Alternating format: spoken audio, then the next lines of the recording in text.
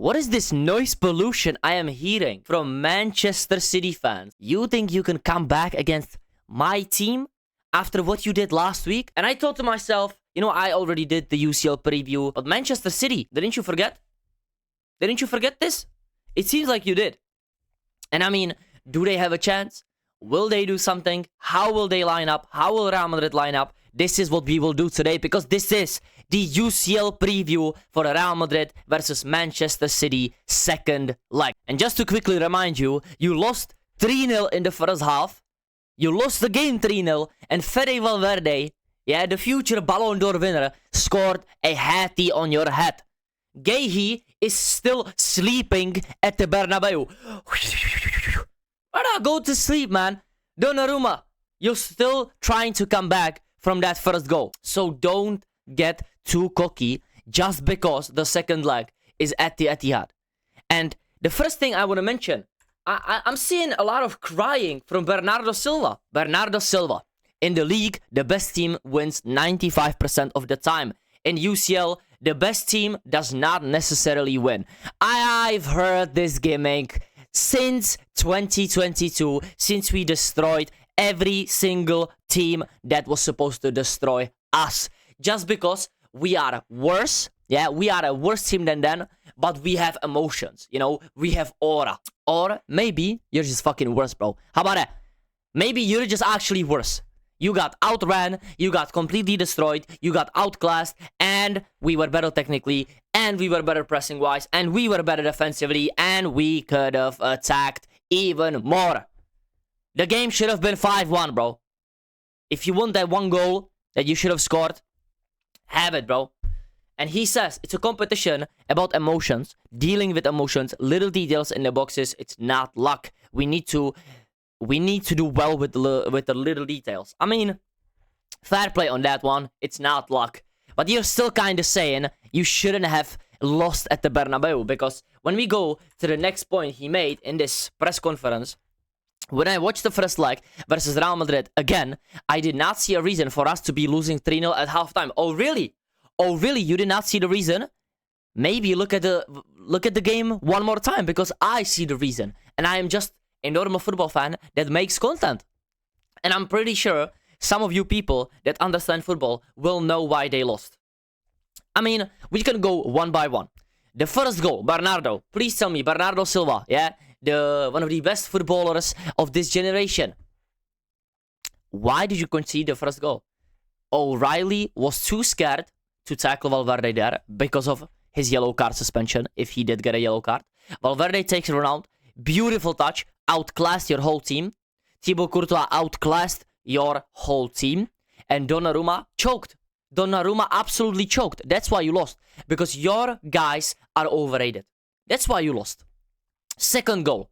Absolutely trash from Kusanov. Yeah? He got the ghost step from Vinny. Put the leg in front of your defender. He falls down. Not a foul. If you know, you know. Eden Hazard used to do this shit to everybody in the Premier League. Yeah? Put your leg right there above your defender. They fall down. It's not a foul. You go. Vinny assist. Fede Valverde outclassed, out-technicaled, fucking whatever the word is for that. We were just better. Donnarumma, no chance. Side netting. Third goal. None of your defenders are good enough for the Champions League yet. Tommy O'Reilly, not good enough yet. Gehi, his first UCL game, absolutely popped. Kusanov, the only memory he has of Real Madrid so far is a Kylian Mbappe hat-trick at the Bernabeu and losing at home to a last-minute Jude winner. So that's why you lost, gang. And Gehi is still looking where the ball is, and Valverde is already scoring the third. So don't come at me with emotions and little details. We outplayed you. And if I hear one more fan say that City was just bad and Madrid just like executed it perfectly. No, they were bad, but we also outplayed them. We didn't play on emotions, on luck, on everything, yeah? Because now this is not from Bernardo's mouth, of course, but Manchester City fans and Barcelona fans are saying, oh, but City was trash. We were absolutely trash. Pep gave you the win. Thank you then, Pep. But I don't think that's the case. and the result was much worse than the performance, in my opinion. I guess you're a bum then. I guess Bernardo Silva is a bum. That's all I can say about this bum, bro. And we can see that you were the problem on the pitch as well. Because Rodri was doing everything by himself and Bernardo was just gliding. The only thing I remember you doing in that game is taking a free kick, and it was shit. Because you played it. You literally played it short, bro. At least do something, man. This guy's not confident, and it shows. And your confidence should be going down even more, City fans. Drop this gimmick. Yeah, are you coming to Etihad? Shut up, man. Nobody cares. Kylian Mbappe, Jude Bellingham, and Alvaro Carreras have been included into Real Madrid's squad. They are back and traveling to Manchester for the UCL round of 16 second leg against Man City tomorrow on Tuesday, which will be a watch-along for me, of course. So make sure to tune in tomorrow. And, like, come on, man. Subscribe, turn on the notifications so you don't forget. But this is huge, man. I don't think Kylian Mbappe and Jude Bellingham are, projected to be starting, but they are back. Okay, I'm more so looking at it from the point of the season. But on this game specifically, Alvaro Carreras will be a huge addition. Because let's be honest, Fran Garcia, great game against Elche. It's at the Santiago Bernabeu, and we know what you do. Fran Garcia at home, Fran Garcia away. Good cheeks, okay? Let's be honest. Mendy, of course, unfortunately, he's injured once again. But Alvaro Carreras, I think he will start that game against Manchester City, or will have at least 30 to maybe 45 minutes. We will see how that first half goes. But Alvaro Carreras is a huge addition. And if Kylian Mbappe is fit enough, and if Jude Bellingham is fit enough, play them both. Play them both. Because Jude Bellingham and Kylian Mbappe, they love a game versus Manchester City. But I wouldn't do that, I wouldn't do that because I think Kylian Mbappe still can use some rest. And Jude Bellingham, of course. We will see how the game will look like on this front. But let's first of all look at the Real Madrid lineup, okay? Because I left out 3 players, which I think there is some debate on who should be starting this game. Let me just make me a little bit smaller, like this. And Vinicius Jr. up top will definitely start. Tchouaméni and Valverde, non-negotiables. Trent, Rudiger, Huijsen. As I said before, I don't think we can change the defense after that performance. Thibaut in goal. And Carreras, of course, if he can play, he can return to this. Or it can be Fran Garcia. I will let you, choose that on the ability, point of view. If Carreras is actually fully available tomorrow, I would, of course, play him. Now, Tchouaméni and the game against City was Arda Güler and Thiago Pitarch, which I think should be the player that will start this game, if he's even on this website. But Thiago Pitarch offers something that we need in this game, which is running. Relentless press, relentless fighting for the ball, okay? Technically, pressure-wise, there is still things to improve. And I know, I was saying before this that I do not want these academy players to be pushed out there. But I honestly think that the only guy I ever put, pressure on was Gonzalo Garcia and Thiago Pitarch. Because Gonzalo already showed me he can do something. So I trust him to either go off the bench or even start for Real Madrid. But the other ones, I'm not still pushing for Sestero, Manuel Angel and these guys. Yeah, just give them time, okay? But Thiago Pitarch gives us something that no other player really wants to do, but he inspires the older players as well. I think Thiago Pitarch has the young energy and has the drive to really inspire the team. Because, let's be honest, if you're Vinny, if you're Tchouaméni, Valverde, you don't need to run. You've already proved everything. You won 2 Champions Leagues, you were there and this and that, second in the Ballon d'Or, France, World Cup finals and World Cup goals, everything, Ferry hat-trick. But if you don't run, it will all be for nothing at the Etihad. But Thiago Pitarch is the energy that we need. But I will accompany him with somebody different than Arda Güler. I think Arda Güler has been doing bits in the last few games. But I do think that we do not have to be so attacking in this game. That's why I will do Camavinga as a left mid. And this formation 4-4-2 is just like a what would you even call it, blueprint, you know, because we saw Fede play more as a right winger in that game. We saw Brahim drop deep, we saw Brahim drift to the side, and we saw even Vinny be as a left winger, not really a striker. So we will see how it lines up. It can genuinely be a 4-3 and Vinicius, Brahim Diaz, Valverde, or maybe Gonzalo, Mbappe. We will see what I pick as the final player. But I do think Camavinga just offers something a little bit more on the defensive side, and that's exactly what we need at the Etihad.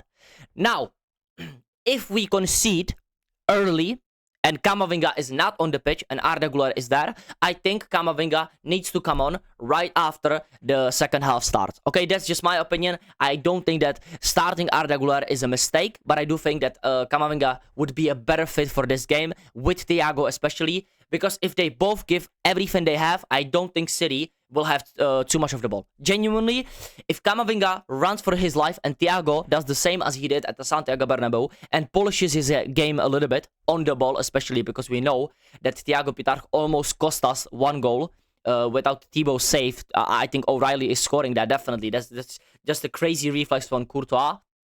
But I do think that this is crucial for the midfield.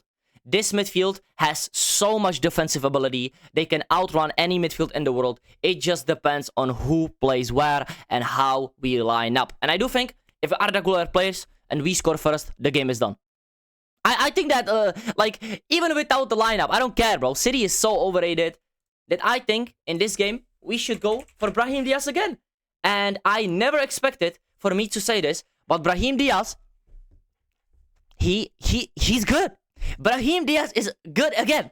He, once again, just revived his career at Real Madrid. When you look at Brahim Diaz in the Elche game and the Manchester City game, if I ask you right now, do you want to sell Brahim Diaz? I am not selling Brahim Diaz for the past few games. For this past season, I am definitely selling him. But for the City game especially, wow. So comfortable on the ball. Assist very Valverde. Just that final bit of pass, that final touch, that close control. And when he pops up with a goal at the Etihad, which is going to be my prediction, just don't worry, I gave you a little sneak peek, but that will of course be the score prediction, which changed quite a lot since my UCL prediction.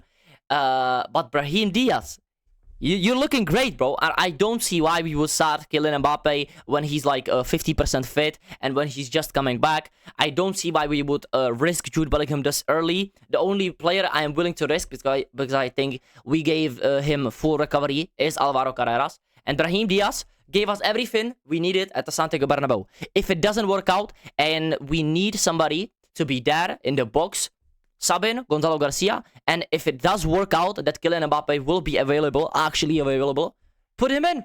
That's all I'm saying. And I do think this lineup, the only changes are Camavinga and Carreras, which I think offers us more defensive cover than Fran Garcia and Arda Güler if they started. But I'm okay with both. I'm honestly okay with both. Now, let's move on to City. First of all, before we go into the lineup, I want to talk about this game. because Pep Guardiola did something that all City fans, wanted me to hear out and why they will come back. This is the reason. And he played Ait Nouri and Nunes as the fullbacks. And he played Kusanov, Guehi. And, if it's Kusanov, Guehi, or Ruben Diaz or Guehi, I don't care. He played Rodri, Bernardo Silva, two up top, Semenyo and O'Reilly as like a left midfielder. He kind of does everything for City on the pitch. And they drew to fucking West Ham. They drew to West Ham. These bums couldn't beat West Ham with the flipping City change of guards of Nunes at right back and Ait Nouri as left back. So what does this change do? Like, so much of a difference when you can't even beat West Ham, bro. You couldn't beat West Ham. So bro, they are like 18th, 17th. Where are they? 18th relegation team, and they are telling me that Nunes and Ait Nouri will change the game because Kusanov played at right back, and that apparently destroyed you guys. Okay, so what destroyed you today? Cherki came on, Doku came on, Foden came on, Reinders came on. You had these players on the pitch, and you still didn't win. And that's why I think City will get, humbled. But before you get into that, this is the lineup that he put up against Real Madrid. Of course, he played Bernardo Silva, he played Semenyo here, he played Savinho on the right, he played Kusanov right here, and he played Nico O'Reilly. By the way, I think I said Tommy O'Reilly. My bad, that's somebody else's name. Nico O'Reilly, of course, my bad, previously in the video. But they wanted to say that Nunes was the right fit in that game for right back. They wanted to say that Ait Nouri should start as a left back. And now, you know, that's all I was hearing, okay? I'm not going to be biased and say that I was hearing this on Twitter and this and that. This is the only thing I heard in my comment section, that we will still get popped at the Etihad. And this 90 minutes is long at the Etihad. Fast, man. Matheus Nunes and Ait Nouri as fullbacks. And I think, okay, maybe they offer something different. You know, Ait Nouri is way better on the ball. He will help Doku way more. And Matheus Nunes is better defensively than Kusanov, or he is more reliable on the ball as well. Now, Ruben Dias, Guehi, and Donnarumma, I think they will be starting. Rodri, Doku, Haaland, Semenyo, I think they have to start in order for you to actually do something in the attack. But this is what I would do, okay? If City wants us to have a tough game and to actually have a chance to beat us, I would start Nico Gonzalez, which I still don't think Pep Guardiola rates enough. Nico Gonzalez and Rodri, this is the perfect way to beat Real Madrid. If you have two pivots, yeah, and Rodri, let's be honest, the Ballon d'Or winner, and Nico Gonzalez, one of the best defensive midfielders, they can work it out, bro. Yeah, it's still better than leaving Rodri here as a lone pivot and then having two tens as, I don't know, flipping Semenyo and Bernardo Silva, which you did in the first game, which was actually atrocious, Pep. And in the 10, it has to be none other than Ryan Cherki, this will be the difference maker in this game. If City score in the first half with this lineup, I'm gonna be a bit worried, okay? I'm gonna be a bit worried. If they score 2 in the first half, we might be cooked. But do I think Pep will do this? Do I think Pep will actually do 1, 2, 3, 4, 5 changes because Savinho was here? I don't know. Because he doesn't seem to trust Cherki too much in this season, which I just don't get. Because Cherki in big games is the player. He is the answer, okay? Maybe not for flipping Bournemouth. He's not the answer for West Ham, for example. But he is the answer to Real Madrid. He is literally the answer to these big games. Because he is made for these nights. And I think the same goes for Nico. He is not made for this flipping holding of the ball. No. He is made for bigger games. Like, literally, I think the last time we met in the UCL, what was it? Round of 32 or the playoffs, he scored the only goal at the Santiago Bernabeu. I think it was 3-1. And the last time in the group stages, he was one of their better players. Nico Gonzalez is so good, and he offers something to Rodri, which he needs. He needs some legs next to him. He doesn't need Bernardo Silva. He doesn't need Bernardo Silva next to him. It just fucks him off completely. Now, with this lineup, can City actually make the comeback? And this is what you came here for. This is the final prediction for tomorrow's game. Real Madrid versus Manchester City. The scoreline is 3-0 right now. And I'm going to make the boldest prediction I have made so far. I think Real Madrid beats City 3-1 tomorrow. And you know why? Because I don't care anymore. I am going to trust this team with my whole heart against Manchester Bum City, against Empty Heart, against these bum-ass teams that think they are better than La Liga teams, Serie A teams, and this and that. You're not better than us, okay? La Liga teams humbled you. If Barcelona beat Newcastle, we literally humbled you. Unfortunately, they're bums as well. But we do humble you 3-0 at the Santiago Bernabeu, and we will humble you tomorrow 3-1 in your own stadium. The only chance you have against Real Madrid, if Cherki starts and you score 2 goals in the first half. If you don't do that, the tie is officially over and we move on to the next game against Bayern. And of course, I will be doing the watch along. I will be doing the match reactions. So please tune in, like the video, subscribe, turn on the notification bell, and let me know your prediction down below right now. Thank you so much for watching, and I'll see you tomorrow. Peace out.